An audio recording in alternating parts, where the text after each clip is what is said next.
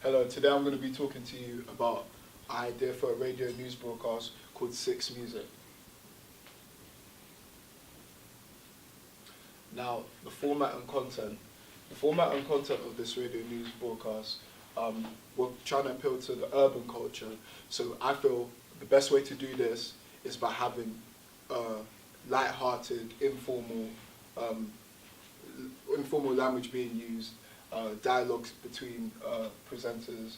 I feel this is the best way to capture the interest of our young urban audience, as this is the thing they can relate to, as if we're trying to create a laid-back environment for them to interact with. So that's kind of what we want our broadcast to represent. Here we have all our competitors. For example, we've chosen radio stations such as KISS, Capital, Hot 97, Absolute Radio and BBC One. As you can see, these are all associated with sort of urban culture. But what we find is most of our competitors are sort of basing their radio shows around music, gossip, fashion, showbiz, news, travel, regional updates and stuff like that. But what we want to do, we want to narrow it down, and we want to have, for example, music, gossip, but we want to keep it in the sort of urban culture, so it relates to the demographic C2DE. For example, that's demographic mostly associated with urban culture. Target audience for our news radio broadcast will be low, middle class and working class young teens and adults. We have specifically chosen this target audience because it fits with the format and tone of our news radio broadcast. It's also easier to provide content for these classes. Research has also shown that working class and low middle class are likely to have more time to consume radio, so they're more likely to fit it in their daily routine. Next. So we carried out a survey and gave it to 20 young teens and adults, so 10 females and 10 males. From our survey findings, we're able to see that 13 to 18-year-olds listen to radio stations that include news and entertainment news. 19 to 25-year-olds listen to radio podcasts. And young teens and adults are more likely to consume news radio broadcasts from their smartphones.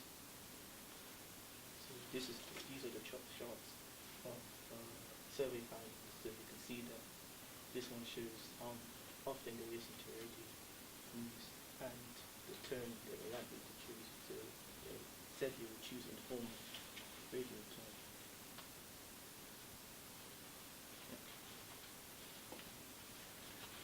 From our research, we carried out a focus group, and we chose 5 people over the age of 18. And we made sure that all the people were 18 in the focus group.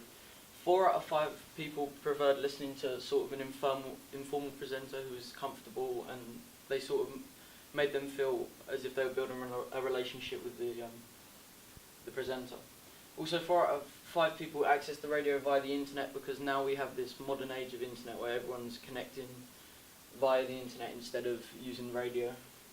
The amount of time that people listen to radio, same as the survey, it was 20 minutes to 1.5 hours, so it was sort of an average time. 80% of people listen to music every day, which is a common thing. And when the focus group said what they want, it was quite general, so we want a bit of everything incorporated, but it will also be focused on a few subjects.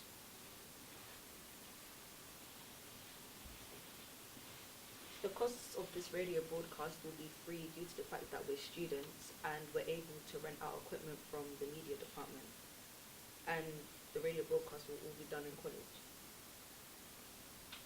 However, if we were not in college, we would have to pay for the equipment that is needed for radio broadcasts, such as a wireless microphones, a computer, wires, speakers, and a computer.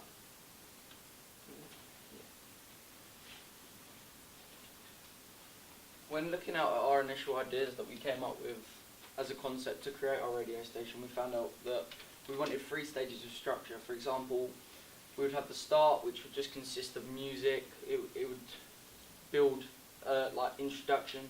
Then the middle would contain a discussion where we would involve listeners. For example, we would call them in, or maybe we would hold a competition to invite them.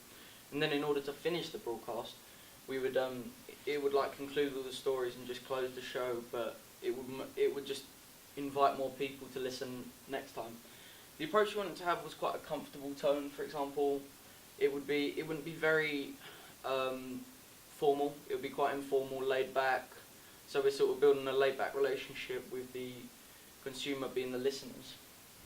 Also, the demographic we was gonna stick with was C2D, just for the reason that is mostly associated with urban culture.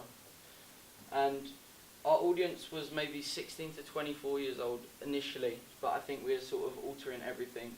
But our initial ideas, however, we're having this informal tone. We also want to enforce like news that is really important by using a formal tone of presenting. I'll pass you on to Eunice, who is going to deliver our final ideas. That our final idea will be aimed at people aged 18 to 24, because it will be aimed at urban, because of the urban culture and what we will be discussing in the radio broadcasts, because it will be aimed at entertainment, music, and just radio talks. Okay, good.